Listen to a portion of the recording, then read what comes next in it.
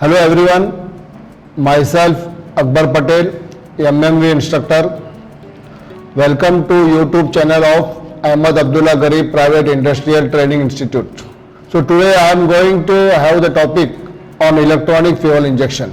Electronic fuel injection start करने से पहले मैं थोड़ा सा आपको इसका इंट्रोडक्शन देना चाहता हूँ कि इलेक्ट्रॉनिक फ्यूल इंजेक्शन एक्चुअली है क्या, और इलेक्ट्रॉनिक फ्यूल इंजेक्शन आने से पहले हमारे पास क्या सिस्टम था।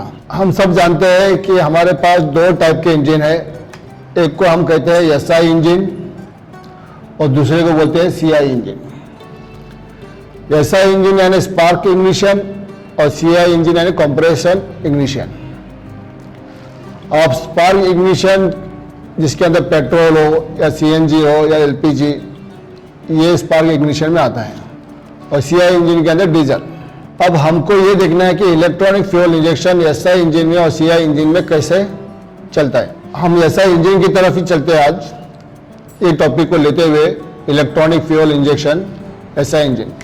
तो एसआई इंजन पे जाने से पहले हमको एक बात याद रखना है कि हमारे ऑटोमोबाइल की जो ज़रूरत है वो है दो चीज़ों पर, लोड एंड स्पीड।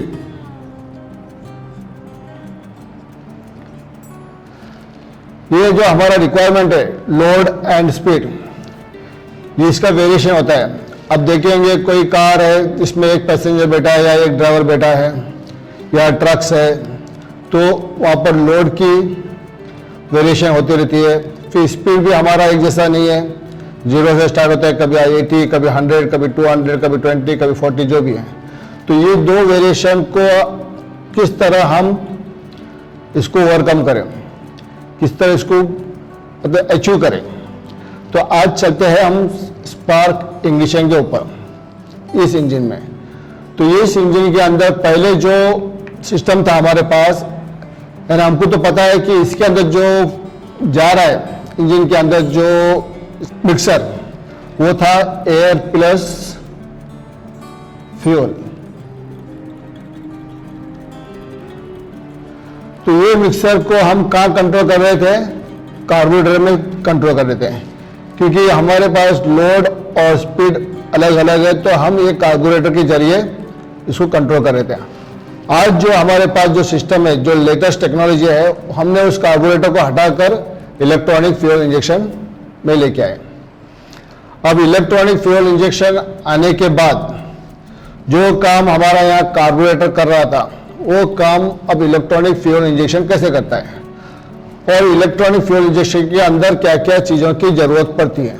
तो इलेक्ट्रॉनिक फ्यूल इंजेक्शन को समझने के लिए एक आसान तरीका यह है कि इसमें 3 बातें आपको याद रखना है। एक आपका होगा इनपुट,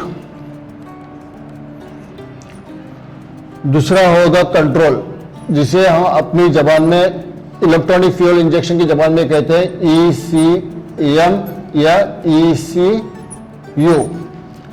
इसके बाद दूसरा जो होता है वो आउटपुट।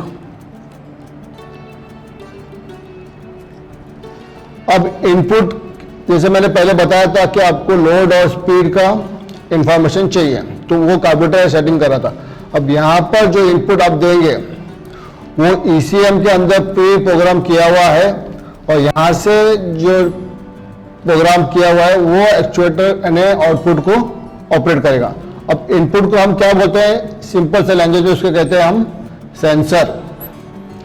तो बहुत सारे सेंसर्स हैं जो इनपुट देता है ECM को, और फिर ECM जिसको एक्चुएट करेगा, यानी आउटपुट जो करेगा, उसको बोलते हैं हम एक्चुएटर।